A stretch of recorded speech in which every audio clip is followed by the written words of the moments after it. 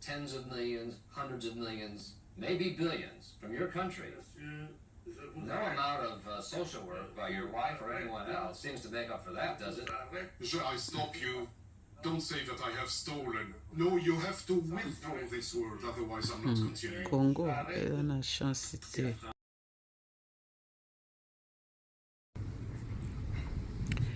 Bonjour à tous mes amis de WhatsApp.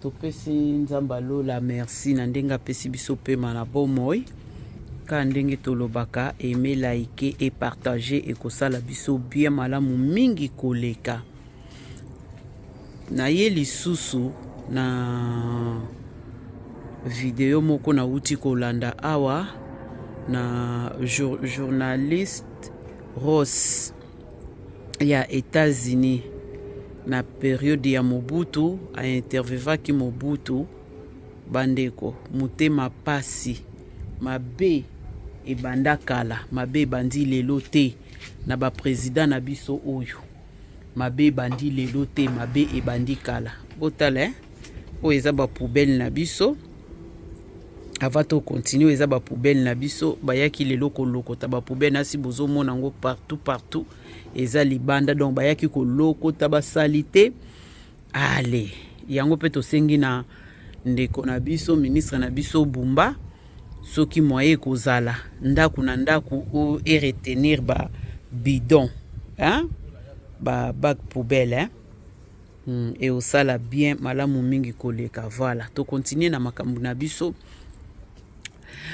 mabe ebanda leloti ngana ochela bino boyoka journaliste Ross boyoka ndenga zo poser Mobutu ba question o batu mususu babetaka ke Mobutu asala boye Mobutu azongisa boye bandeko eza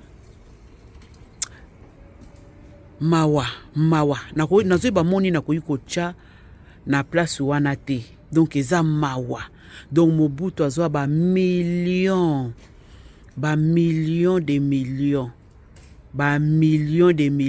ba valise ya mbongo tata wana pe journaliste wana Ross pe atuniye ba mbongo wana nyoso tu eke wapi ezokende wapi pe ezosala nini ngana ochela bino ngana bino to landa bomona do ba président na biso oyo balingi biso te balingi peuple te balingi libumu na bango kolia na bango bana na bango na ba famille na bango na quelque bateau ka bazala pembeni na bango siko boyebisa ngai Congo ekobonga ndenge nini nalandaki confrère na biso moko boye abetaki pe lisolo alobi eloko mona sepele nango mingi makasi koleka alobi tovandaki na dictateur mais toyeba qui était Mobutu alobi eloko moko boye tango tofutaka Minerval wana siko point nanga tango tofuta Minerval Mobutu te mutabanda oyo ofutela biso Minerval tango tosalaka ba examen bana Mobutu te banda oyo osala biso ba examen mais mukolo o Mobutu awutaka na bamboka ne wana meba valise na ye azozonga azoya nango awuti kotika azozonga bandeko okomona na kati ya baklase babimisi bino mpo botelema ngai na pasa na eloko wana biso bato baseri wana topasa te topasa na babiloko wana omona bama bobimi botelemi ekozwa bino pela mosusu 1h du temps banda botelemaki kaka boyo président zokoya botelemi na bauniforme estce Mobutu banda ofutela biso baminerval mpo tobimaka bongo tokende koyambaka ye. Tala ndenge bamanipulaki biso, tala ndenge baetilizaki biso. Papara na biso pe moya koloba eza te soki eza kutu atake ekole oyo eza nango ofele na ndimi mais ekole ezalaki ofele te ekole ezalaki peya mais bakwensaki biso wana tozomona kaka Mobutu azokoya wana pe tozosepela totelemi na balabala ti akolia aleki nde ale bana bazongi na baklase siko batana tobanda kolekisa bango bato banda ofutela biso bango te nazotyela bino ngana bino tolanda ebongo tomona makambo nini oyo eza koleka. 19e siècle, à la périphérie de Bruxelles. Il décrit des pièces somptueuses, des fêtes gigantesques et surtout la méthode des aides envoyées, l'argent liquide en valises entières par avion pour financer tout cela. Un château donc. Mais Doumbia garde encore un chiffre pour la fin. Selon lui, Mobutu et sa famille en possèdent au moins 15, rien qu'en Europe, châteaux, villas et ranches confondus. Un château. Puis 15. Chaque couche fait tomber un peu plus l'idée que cette fortune serait une rumeur d'opposants. Puis vient le document que Ross cherchait depuis le début, des relevés basés sur les registres de la Banque centrale du Zaïre, qui montrent plus de 50 millions de dollars transférés à Mobutu et à sa famille. This picture? This is my house in Brussels. Yes, this is mine. Sir, I'd like you to explain to us, where did you get the money? The bed. You have mentioned houses, castles. Don't I have a right to have houses and castles? Do I have this right or not? Have you seen these documents? Transfers of money from the Bank of Zaire to you and your family members? Where did you get these documents from? The documents, based on the records of the Central Bank of Zaire, show some $150 million going to Mobutu and his family in just one 3-year period. Congolais na chance té. 3 ans, cette fois, ce n'est plus un témoignage. C'est un chiffre daté, sourcé, impossible à balayer d'un revers de main du moins. C'est ce que pense Ross en embarquant pour le Caire. Face à Ross, sa défense tient en une phrase. C'est de la propagande. Ross le pousse. Les États-Unis ont envoyé plus d'1 milliard de dollars d'aide à son pays. Où est passé cet argent? Mobutu répond que cette accusation circule depuis 15-20 ans et qu'il attend toujours qu'on lui apporte des preuves. Il ajoute, presque en défi, vous êtes un bon journaliste. Faites vos vérifications en Belgique, en France, où vous voulez. C'est exactement ce que l'équipe a déjà fait. Ross lui montre une photo. Reconnaissez-vous cette maison? C'est ma maison à Bruxelles. Oui, c'est la mienne. Puis il lui demande d'expliquer d'où vient l'argent. Mobutu ne nie pas la propriété. N'ai-je pas le droit d'avoir des maisons et des châteaux? Une maison reconnue en direct. Mais ce n'est pas encore le pire pour lui. Ross sort alors les relevés de la Banque du Zaïre, 150 millions de dollars transférés à sa famille en 3 ans. Mobutu balaie l'accusation d'un geste. Chaque année, dit-il, l'opposition ressort ce genre de document. C'est de la propagande. Oubliez ça. Château en Espagne, ranch au Portugal, maison dans le sud de la France, villa en marbre Ross, égrène la liste. Ça pose un problème? Je n'ai pas volé cet argent. Quel est votre problème? Journaliste américain. Pour l'ancien agent de la CIA John Stockwell, en poste au Zaïre à la fin des années 1960, la réponse tient en une phrase. Tout dans ce pays appartient à Mobutu. Ce n'est donc pas, à ses propres yeux, du vol. Et Stockwell sait de quoi il parle. C'est la CIA qui a porté Mobutu au pouvoir dans les années 1960, à une époque où Washington redoutait de voir le Congo basculer dans le camp soviétique, en aidant Mobutu à renverser le tout premier ministre élu du pays, Patrice Lumumba, assassiné peu après. Stockwell raconte même que Mobutu avait très tôt détourné à son profit une valise de fonds de la CIA destinée à des rebelles en Angola, 1 300 000 $. C'est là, au fond, la vraie règle non écrite de cette histoire. De Kennedy à Bush, chaque administration savait.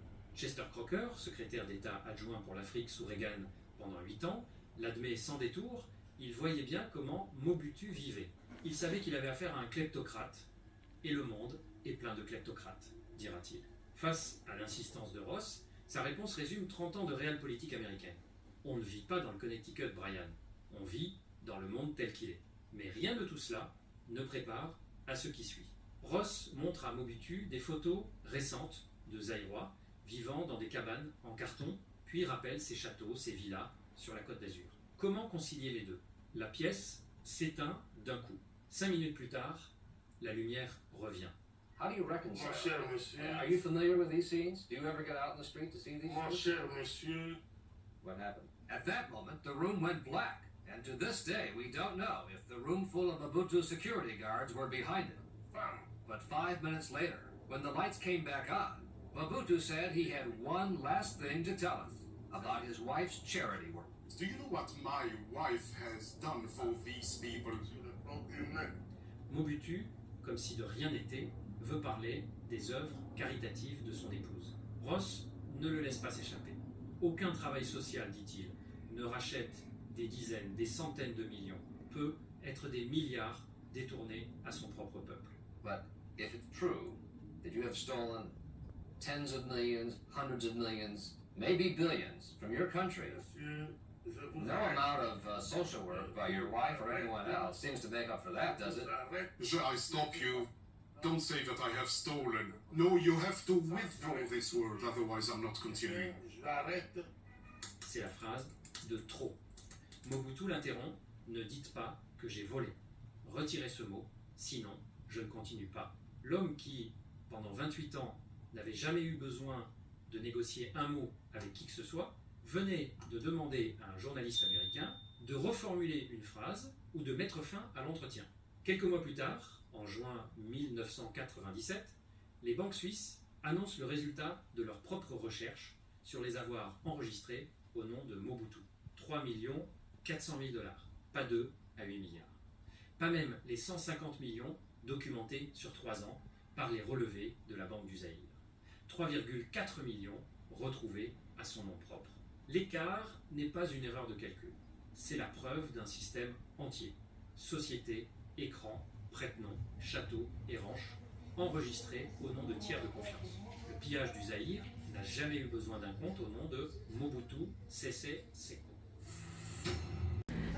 Nasi biso surtout tolandi ka ndenge tolobaka bo aimé bo like bo partager o pena na bona na chaîne na biso te akota asala biso faveur wana bandeko eza chaîne ya mes amis de WhatsApp tozo salaka ba recherche loko moko boye tomoni banda kwa Mobutu biloko journaliste wana ekoma ikutu baswana memoni mundele aswana kate mundele akendaka na makambo malembe azo poser yo ba question aza déjà na ba réponse Mobutu azo parvenir kotuna asutuki yo suis dossier oyo wapi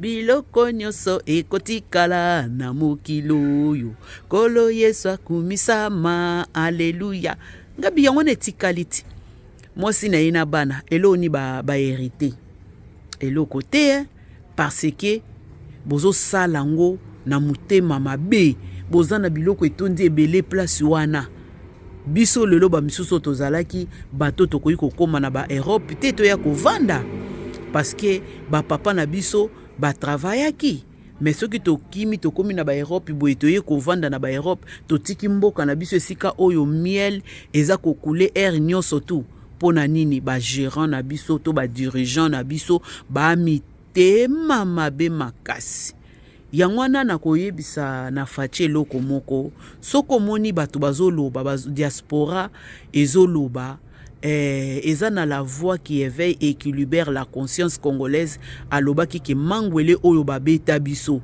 ebebisa biso mutu tokomi kokima tokomi kobanga na museleke te yango wana omoni tozotelema tozoloba loba po eloko ebandi lelo te bino boliaka peuple azolia te bino bozomela peuple azomela te siko eloko ezosala biso mutema pasi nde eza yango wana ka ndenge tozoloba donc nzamba lola akontinue komona Congo pe biloko ya Congo ekotikala kata mukolo moko kosila te ti mukolo o nzamba lola akotiela biso mutu oyo akozala na mutema malamu ya kolinga kolia na ba peuple na ye. Ka ndenge tolobi aimez, liker et partager bandeko. Bosala ngai esengo wana na YouTube na biso. Bosala biso esengo wana.